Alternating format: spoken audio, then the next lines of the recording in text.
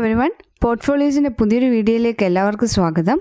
കഴിഞ്ഞ ആഴ്ചയിലെ Nifty chart നമ്മൾ പരിശോധിക്കുകയാണെങ്കിൽ മേജർ സപ്പോർട്ടായ 24,500 ബ്രേക്ക് ചെയ്ത് നിഫ്റ്റി ക്ലോസ് ചെയ്തിരിക്കുന്നത് വെള്ളിയാഴ്ച 24,426.85 ഇനിയും കഴിഞ്ഞ ആഴ്ച നോക്കുകയാണെങ്കിൽ മേജർ സെക്ടേഴ്സ് എല്ലാം തന്നെ നെഗറ്റീവായിരുന്നു. ഏറ്റവും കൂടുതൽ നഷ്ടം നേരിട്ട സെക്ടേഴ്സ് എന്ന് പറയുന്നത് reality, fertilisers, telecommunication, transportation, oil, gas, health care തുടങ്ങിയവയാണ്. ഇനി കഴിഞ്ഞ ഒരു മാസത്തെ മന്ത്ലി ചാർട്ട് നമ്മൾ പരിശോധിക്കുമ്പോഴും നിഫ്റ്റി ഹൈ രേഖപ്പെടുത്തിയിരിക്കുന്നത് 25,153.65 അവിടെ നിന്ന് 341 പോയിൻ്റ് ഇടിവോടുകൂടി 24,426.85 ഈ ഫ്രൈഡേ നിഫ്റ്റി വ്യാപാരം അവസാനിപ്പിച്ചിരിക്കുന്നത്. ഇനി അതുപോലെ തന്നെ Nifty mid cap, small cap സൂചികൾ നിങ്ങൾ നോക്കുകയാണെങ്കിൽ നിഫ്റ്റി മിഡ് ക്യാപ് ഇപ്പോൾ 200 മൂവിങ് ആവറേജിൽ സപ്പോർട്ട് എടുത്ത് നിൽക്കുന്നുണ്ട്. അതുപോലെ നിഫ്റ്റി സ്മോൾ ക്യാപ് 200 മൂവിങ് ആവറേജും ബ്രേക്ക് ചെയ്തിട്ട് മേജർ സപ്പോർട്ട് ലെവലായ 17,321 ബ്രേക്ക് ചെയ്തിട്ടുണ്ട്. ഇനി നിങ്ങൾ ആദ്യമായാണ് ഈ ചാനൽ കാണുന്നതെങ്കിൽ സബ്സ്ക്രൈബ് ചെയ്യാനും ഫോളോ ചെയ്യാനും മറക്കാതിരിക്കുക. ഇനി ഈ ഇത്രയും വോൾട്ടൈലായിട്ടുള്ള മാർക്കറ്റിലാണെങ്കിലും ഞങ്ങളുടെ ടെലിഗ്രാം ചാനലിൽ ഞങ്ങൾ ഇൻട്രാഡേ കോൾസും അതുപോലെ F&O കോൾസും ഒക്കെ റെക്കമെൻഡേഷൻസും കൊടുക്കാറുണ്ട്. ഇൻട്രാഡേ കോൾസിൽ ഈ മാസം 49 കോൾസ് കൊടുത്തതിൽ 37 കോൾസും പ്രോഫിറ്റും, എസിൽ ഹിറ്റായത് 12 എണ്ണം മാത്രമാണ്. 76% സക്സസ് റേഷ്യോ ഞങ്ങൾക്ക് അച്ചീവ് ചെയ്യാൻ സാധിച്ചിട്ടുണ്ട്.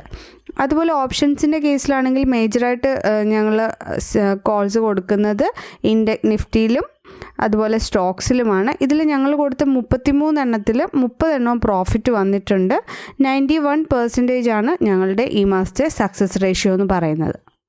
ഇനിയും സ്വിംഗ് അല്ലെങ്കിൽ ഷോർട്ട് ടൈം ഗോൾസ് നോക്കുകയാണെങ്കിൽ പബ്ലിക് സെക്ടർ കമ്പനിയായ കിയോസിൽ ഞങ്ങൾ ഈ മന്ത് കൊടുത്തിട്ടുണ്ടായിരുന്നു. അതിൽ 21% പ്രോഫിറ്റ് ബുക്ക് ചെയ്യാൻ സാധിച്ചിട്ടുണ്ട്. അതുപോലെ Hero MotoCorp 14%, lemon tree 19%, Honda power 13%, അതുപോലെ കൃഷിവല്ല 15%.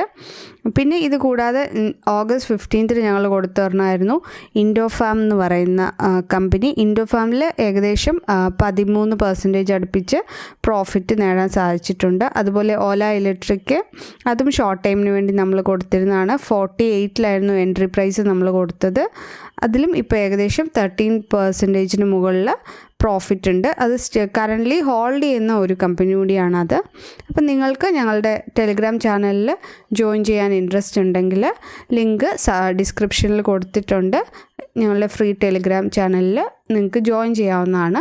അതുപോലെ ഇൻവെസ്റ്റ്മെൻറ്റ് അല്ലെങ്കിൽ ട്രേഡിംഗ് സംബന്ധമായ എന്ത് നിങ്ങളുടെ ഗൈഡൻസ് നിങ്ങൾക്ക് വേണമെങ്കിലും ഈ സ്ക്രീനിൽ കാണുന്ന നമ്പറിൽ നിങ്ങൾക്ക് കോൺടാക്റ്റ് ചെയ്യാവുന്നതാണ്. ഇനി നമ്മൾ ഈ ആഴ്ച അല്ലെങ്കിൽ വരുന്ന ആഴ്ച വിപണിയെ സ്വാധീനിക്കുന്ന ഇവൻറ്റ്സ് നമ്മൾ നോക്കുകയാണെങ്കിൽ ഏറ്റവും പ്രധാനപ്പെട്ടത് US ഭാഗത്തു നിന്നുള്ള എക്സ്ട്രാ താരിഫ് തന്നെയാണ്. ആ എക്സ്ട്രാ 25% താരിഫ് ഈ ആഴ്ചയാണ് നിലവിൽ വന്നത്. അപ്പോൾ അതിൻ്റേതായ ഒരു സെല്ലിംഗ് പ്രഷറാണ് ലാസ്റ്റ് 2 ഡേയ്സിലൊക്കെ നമ്മൾ കണ്ടത്. നിഫ്റ്റി ഈ ആഴ്ച ഏകദേശം 1.78% ഇടിവാണ് രേഖപ്പെടുത്തിയത്. അതുപോലെ ബാങ്ക് നിഫ്റ്റിയിലും 2.71% ഇടിവാണ് രേഖപ്പെടുത്തിയത്. ഇനിയും നമ്മൾ ഗ്ലോബൽ മാർക്കറ്റിലേക്ക് നോക്കുകയാണെങ്കിൽ ഈ ആഴ്ച US മാർക്കറ്റിന് വളരെ ഇമ്പോർട്ടൻ്റ് ആണ്. സെപ്റ്റംബർ 3 ജോൾട്ടിൻ്റെ ജോബ് ഓപ്പണിംഗ് ഡേറ്റയും അതുപോലെ സെപ്റ്റംബർ 4 ADP നോൺ എംപ്ലോയ്മെൻറ്റ് ഡേറ്റയും പുറത്തു വരുന്നുണ്ട്. അതുപോലെ സെപ്റ്റംബർ 5 അൺഎംപ്ലോയ്മെൻറ്റ് റേറ്റ് അടക്കം US ലേബർ മാർക്കറ്റിനെ സ്വാധീനിക്കുന്ന കുറേ റിപ്പോർട്ട്സ് ഈ ആഴ്ച വരാനുണ്ട്. പിന്നെ ഇന്ത്യൻ മാർക്കറ്റിൽ നോക്കുകയാണെങ്കിൽ സെപ്റ്റംബർ 3-4 GST കൗൺസിലിൻ്റെ മീറ്റിംഗ് ഉണ്ട്. അപ്പോൾ GST കൗൺസിലിൻ്റെ ഡിസിഷൻസ് വിപണിയെ സ്വാധീനിക്കുമെന്നതിൽ സംശയമില്ല. ഇതുകൂടാതെ പിന്നെ ലാസ്റ്റ് 29 GDPയുടെ ഫസ്റ്റ് ക്വാർട്ടർ റിപ്പോർട്ട് വന്നു. അപ്പോൾ എക്കണോമിസ്റ്റുകൾ എക്സ്പെക്റ്റ് ചെയ്തതിനേക്കാളും കൂടുതലായിട്ട് 7.8% ഇന്ത്യൻ GDPയുടെ ഫസ്റ്റ് ക്വാർട്ടർ റിപ്പോർട്ട് വന്നിരിക്കുന്നത്. ഇത് കഴിഞ്ഞ 5 ക്വാർട്ടറിലേക്കാളും ഏറ്റവും ബെറ്ററായ ഒരു റിപ്പോർട്ടാണ്, അല്ലെ പെർഫോമൻസ് ആണെന്നുള്ളത് വിപണിക്കേറെ ആശ്വാസകരമായിരുന്നു. അപ്പോൾ ഇതൊക്കെ ഈ വരുന്ന ആഴ്ച മാർക്കറ്റിനെ സ്വാധീനിക്കാൻ ചാൻസ് ഉള്ളതാണ്. അതുപോലെ നമ്മുടെ പ്രധാനമന്ത്രി ചൈനീസ് പ്രസിഡൻറ്റുമായിട്ട് മീറ്റിംഗ് നടത്തുകയുണ്ടായി. അപ്പോൾ ബോർഡർ ഇഷ്യൂസ് സോൾവ് ചെയ്യാനും അതുപോലെ ഡയറക്റ്റ് ഫ്ലൈറ്റ് സർവീസ് റീസ്റ്റാർട്ട് ചെയ്യാനും ഒക്കെ ചർച്ചകൾ പുരോഗമിക്കുകയാണ്. ഇതും ഇന്ത്യക്ക് ഗുണം ചെയ്യുമെന്ന് പ്രതീക്ഷിക്കുന്നു. അതുകൂടാതെ ഇനിയും ജപ്പാൻ അല്ലെ റഷ്യൻ ഓഫീഷ്യൽസുമായിട്ടുള്ള മീറ്റിങ്ങുകൾ ഇപ്പം കറൻ്റ്ലി ഈ വീക്ക് വരാനിരിക്കുകയാണ്. അപ്പോൾ ഇതൊക്കെ ഇന്ത്യക്ക് കൂടുതൽ പ്രതീക്ഷ നൽകുന്നതാണ്.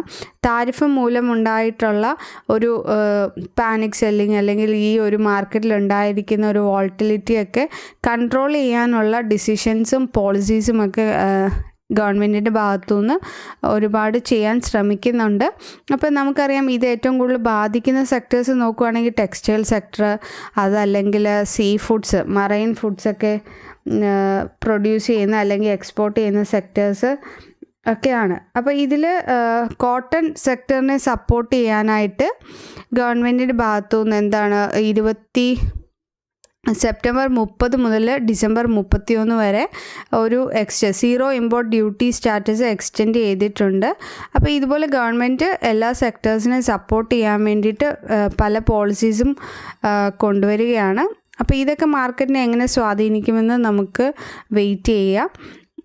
ഇനിയും നമ്മൾ എപ്പോഴും പറയുന്നത് പോലെ തന്നെ നിങ്ങൾ ഈ ഒരു മാർക്കറ്റിൽ വളരെ കോഷ്യസ് ആയിട്ട് വളരെ കൺഫർമേഷൻ എടുത്തിട്ട് സെക്ടർ സ്പെസിഫിക് അല്ലെങ്കിൽ കമ്പനി സ്പെസിഫിക് ആയിട്ടുള്ള ട്രേഡ്സ് മാത്രം എടുക്കാൻ ശ്രദ്ധിക്കുക. ഒരു ഫിനാൻഷ്യൽ അഡ്വൈസറിൻ്റെ ഒപ്പീനിയൻ എടുത്തതിന് ശേഷം മാത്രം ഇൻവെസ്റ്റ്മെൻറ്റ്സും ട്രേഡിങ്ങും ഒക്കെ ആയിട്ട് മുന്നോട്ട് പോകാൻ പ്രത്യേകം ശ്രദ്ധിക്കുക. ഇതുപോലെയുള്ള കൂടുതൽ വീഡിയോകൾക്കായിട്ട് ഈ ചാനൽ ഇപ്പോൾ തന്നെ ഫോളോ ചെയ്യുക. Thank you.